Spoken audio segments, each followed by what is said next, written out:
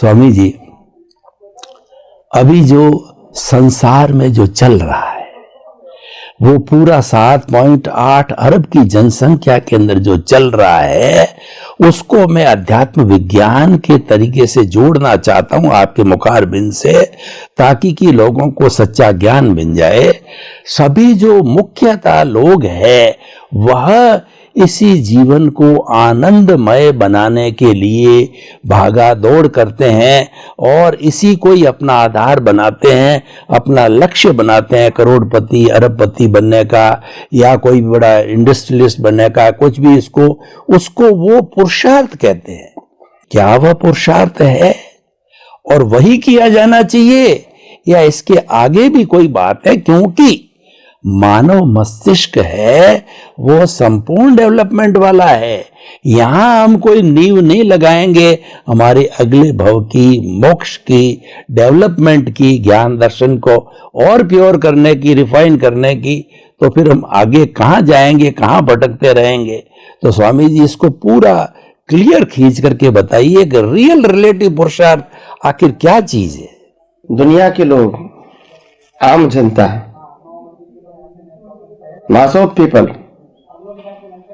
वो तो मन वचन काया की क्रिया को ही पुरुषार्थ मानते हैं और मनवाते हैं। हमारे साधु संत सन्यासी भी उनको ही पुरुषार्थ मानते हैं और मनवाते हैं। यानी मन की क्रिया को, वाणी की क्रिया को, देह की क्रिया को ही पुरुषार्थ मानते हैं और मनवाते हैं। और इसीलिए हमारा समाज तो उसी के ऊपर चलता है, चाहे सामाजिक बात है, चाहे फैमिली की बात है, चाहे धार्मिक बात है, चाहे कॉमर्शियल बात है। सब ये बातें कॉमन है कि क्रिया करने से ही हम पुरुषार्थ कर सकते हैं, आगे बढ़ सकते हैं। मगर हमको एक बात समझनी पड़ेगी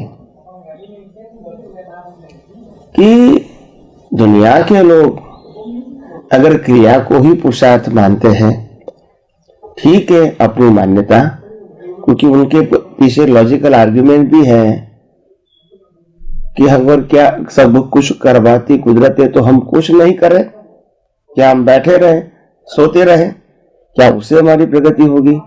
मगर ये एक अनलॉजिकल तर्क है, असैद्धांतिक तर्क है। जब सिद्धांत समझोगे तो आपको समझ में आ जाएगा कि ये तर्क सिद्धांत के रूप से ठीक नहीं है, कोई जगह बैठता ही नहीं है। पुरुषार्थ शब्द हमने तो बचपन से ही माना है कि मन वचन काया की क्रिया, वो पुरुषार्थ नहीं है। पुरुषार्थ शब्द मन वचन काया से जुड़ा नहीं है। पुरुषार्थ शब्द भाव से जुड़ा है, दृष्टि से जुड़ा है, प्रतिष्ठित आत्मा से जुड़ा है। मन वचन काया का रोल कर्मों की भुगतान का साधन मात्र है। प्रतिष्ठित आत्मा का रोल भाव करना, पुरुषार्थ करना, नए बीज डालना, दृष्टि को परिपक्व करना, ये प्रतिष्ठित आत्मा का काम है। और आत्मा कैटालिस्ट है, स्व पर प्रकाशक है। तीनों का रोल अलग है, एक स्वभाव में है, एक पुरुषार्थ में है, एक परिणाम में है। तीनों की duty and boundaries are separate. कभी कंफ्यूजन है ही नहीं इन स्पिरिचुअल साइंस। मगर समाज में और धर्म में ऐसी बातें नहीं बताते हैं।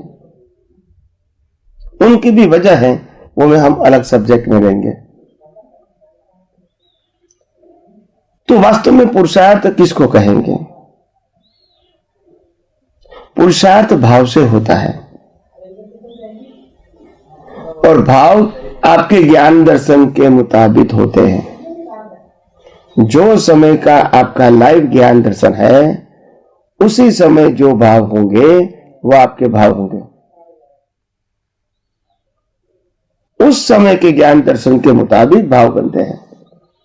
हमारे पास जो ज्ञान दर्शन सत्ता में पड़ा है, इसका यूज कर भी सकते हो, नहीं भी कर सकते हो, मगर भाव बनेंगे उस समय के, उस क्षण के ज्ञान दर्शन के मुताबिक। तो भाव ज्ञान और दर्शन की परिपक्वता से होते हैं और भाव बनाने के लिए या भाव करने के लिए हमारा डेवलपमेंट भी हेल्प करता है, वर्तमान संजोग भी हेल्प करता है, और ये वर्त में मिला हुआ नया ज्ञान भी हेल्प करता है।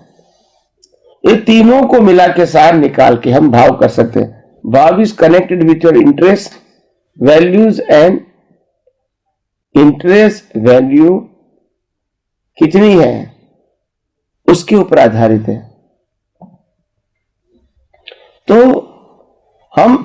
हमारा इंटेंशन क्या है, हमारा इंटरेस्ट क्या है, हम उसकी वैल्यू क्या करते हैं, उसके मुताबिक आपके भाव होंगे।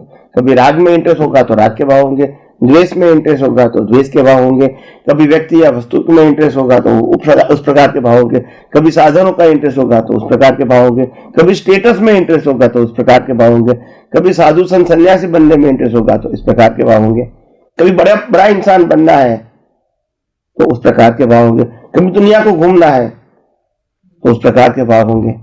तो कहने का मतलब यह है कि भाव वो इंटरेस्ट और वैल्यू के साथ जुड़ा हुआ है। Value, interest and involve and intention. और भाव हमारा ज्ञान दर्शन जो है मूल सब्जेक्ट है। जैसा ज्ञान दर्शन वैसा भाव। तो ये भाव शब्द जो है बहुत समझने वाली बात है। भाव ही तो पुरुषार्थ है, भाव से ही तो भव है। जैसा भाव वैसा भव, जिसका भाव बिगड़ा इसका भव बिगड़ा, जिसका क्रिया बिगड़ी, भाषा बिगड़ी, इसका संसार बिगड़ा, वो कोई जगह पे नहीं है। तो मैं समझता हूं हमने भाव के बारे में या विचार के बारे में बहुत कुछ बातें बता दिया है। और ये जो भाव में आप कहेंगे क्या कुछ नहीं करने का, नहीं, आप कर सकते हैं, भाव कर सकते हैं। मनोवचन काया को बदल नहीं सकते हैं, मगर मनोवचन काया को स्टॉप करने का किसने कहा? आप कहते मैं सोता रहूंगा, भी किसने कहा आप सोता रहोगे? आपके पास जब श्वास लेने की शक्ति नहीं है तो क्या मनोवचन काया कंट्रोल आप है? इसलिए सोना न सोना आपकी बात नहीं है। एक्सीडेंट होगा तो 6 महीने तक सोते रहोगे, एक्टिव होंगे तो भी। और आपको एक्टिव होना है मगर काम नहीं मिलेगा तो घर पे बैठे रहना पड़ेगा, तो वो आपके हाथ में नहीं है। तो इसीलिए मैं कहता हूं आइए हम सब आध्यात्म विज्ञान को और गौर दृष्टि से यथार्थ रूप से समझने की कोशिश करें और हमारी दृष्टि और विशाल और मंगलमय बनाए।